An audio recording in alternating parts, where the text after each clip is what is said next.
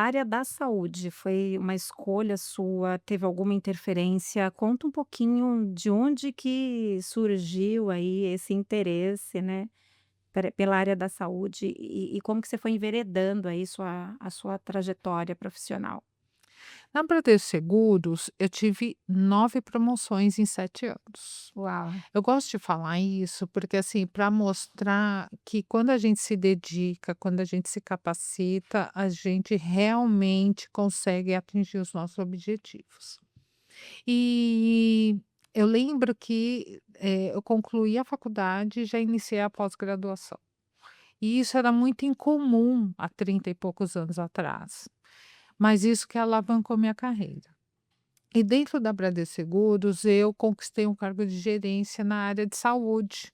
Então, na época, até 99, a gente falava muito de convênios de saúde, assistência médica. E a partir de 99 foi regulamentado seguro-saúde no país. E aí entra a SUSEP, enfim. E foi nisso que eu comecei a entrar aí no mercado da saúde. Então, fiquei lá por um bom tempo. Depois eu saí da Bradesco Seguros, eu fiz um job, eu conheci uma pessoa quando eu fui viajar para Lençóis Maranhenses, a Nete, uma graça de pessoa, e ela tinha pego um job na Transmontano, que na época era uma parceria Transmontano e Greenline. E a Greenline estava pegando de novo essa carteira e a Transmontano queria reter. E aí a gente conversando lá na viagem, eu falei assim: "Olha, eu posso ver isso aí com você". E realmente a gente teve um sucesso, a gente conseguiu reter 78% da carteira, foi muito expressivo. E a Greenline, ela tinha o Paulo, esqueci o nome, Anicete Bruno e o marido dela, esqueci o nome agora.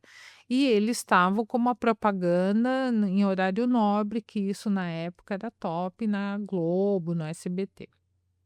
E aí a gente conseguiu batê-los com 89% de retenção, foi bem bacana, 78% de retenção, foi bem bacana isso.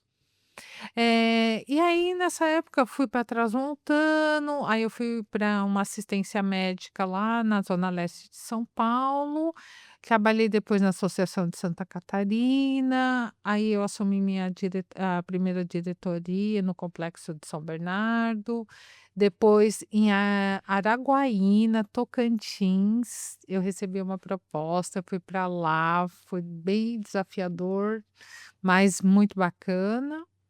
Aí eu volto para São Paulo, fui trabalhar numa clínica, e aí eu vim aqui para o hospital que eu estou hoje. E aí toda essa tua passeada, todo esse trajeto seu, você era solteira? Não, né, lembra, 3 casamentos.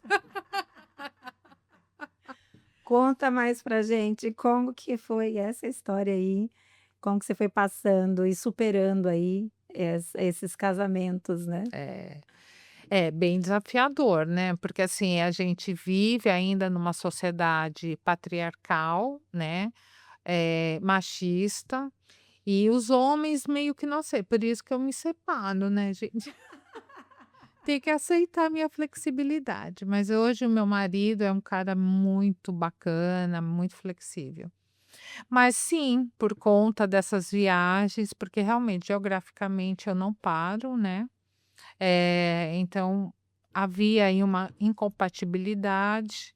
Quando nasce a minha filha, eu tenho uma filha de 26 anos, eu tenho que ficar meio mãe, né, com tudo isso, mas aí logo eu me solto de novo e eu crio a minha filha também para ser uma mulher independente. Esse período de meio mãe, você nomeia por quanto tempo, mais ou menos, que você conseguiu ali fincar as estacas, vamos dizer assim? Ou nem diante disso você parou ali, você continuou? Conta um pouquinho mais. Eu retomei o trabalho, a Lohane tinha 4 meses, Uau! e uns 2 meses depois eu consegui uma colocação em Curitiba.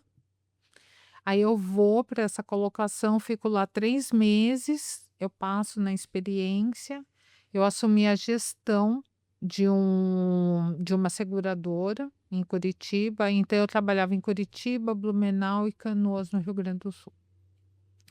E aí depois de 3 meses levo a minha filha, porque ela já tinha que aprender que a vida é assim, né.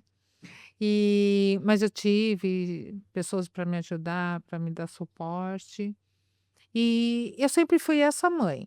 Eu estava presente com a Lohane, mas eu nunca brinquei, por exemplo, de casinha.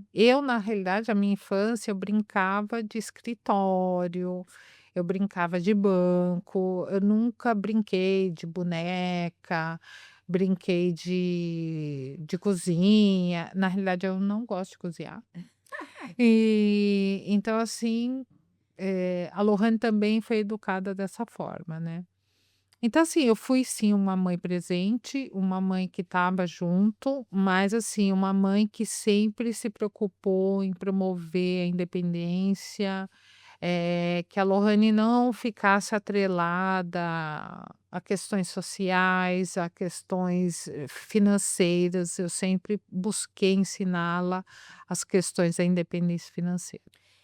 E você teve alguma influência, alguma interferência? Você teve alguma figura que você se inspirava? Porque, se a gente pensar, você vem de, né, sua história ela está ali atrelada a uma época onde, eh, a gente não percebia tantas mulheres, né, empoderadas, assim, tantas mulheres, a gente via mais ali a luta, né, por uma, para que as mulheres conseguissem se autoafirmar, né, se posicionar. E aí eu queria que você trouxesse ali qual foi tua fonte de inspiração, né, onde você buscou, essa esse ímpeto, né, onde que você foi colocando, fazendo acontecer, na verdade, né. Conta um pouquinho pra gente. Na realidade, não tive uma específica, mas eu lembro que eu assisti a série da Chiquinha Gonzaga. Então ela é uma maestrina, né, no início do século passado, então assim, já não era comum ter uma maestrina, e ela se separou, ela deixou os filhos com o primeiro marido, e aquilo me empolgou, porque eu falei assim: "Poxa, a mulher também pode, né". E aí, com isso, eu comecei a ver outros exemplos de mulheres, assim, que tiveram a sua superação ao longo da história. E eu tive até alguns conflitos, porque meio que eu associei que essas mulheres, elas não tinham uma vida afetiva estável, né. Então eu comecei isso depois trabalhando na terapia, eu comecei a fazer dissociar essa situação. A própria Chiquinha Gonzaga, ela teve aí alguns relacionamentos, e eu ficava com medo, porque eu sempre quis ter uma família, não essa família Doriana, né, toda certinha, mas uma família bacana, um marido bacana, filhos e tal. Talvez até por isso que eu tenha tido só uma filha, né. Mas aí ao longo da vida fui vendo, a Michelle Obama é uma pessoa que eu acho incrível, ela é maravilhosa. A Margaret Thatcher, ela a primeira-ministra britânica, que ela tinha muito disso, né, era a dama de ferro, mas ela também cozinhava para o marido, ela recebia os deputados e, assim, ela meio que equilibrava o feminino e o masculino dela, e eu achava bem bacana isso também. Então são essas pessoas que a gente vai vendo ao longo da vida. Madre Teresa de Calcutá, quando eu li a biografia dela, eu achei muito bacana, porque, assim, é um expoente do feminino muito forte, mais com esse viés religioso, mas também que não se abateu com isso, Irmã Dulce também. Então são mulheres, assim, de todos os tipos que têm esse feminino forte, elas não deixavam o feminino de lado, mas elas se colocavam, elas tinham essa postura na vida. Muito bom, muito interessante, né. Não faltou inspiração, Não. tantas mulheres, né, citadas e grandes mulheres de verdade, desbravadoras, né, que continuam influenciando e inspirando nós mulheres a seguirmos a nossa trajetória, né.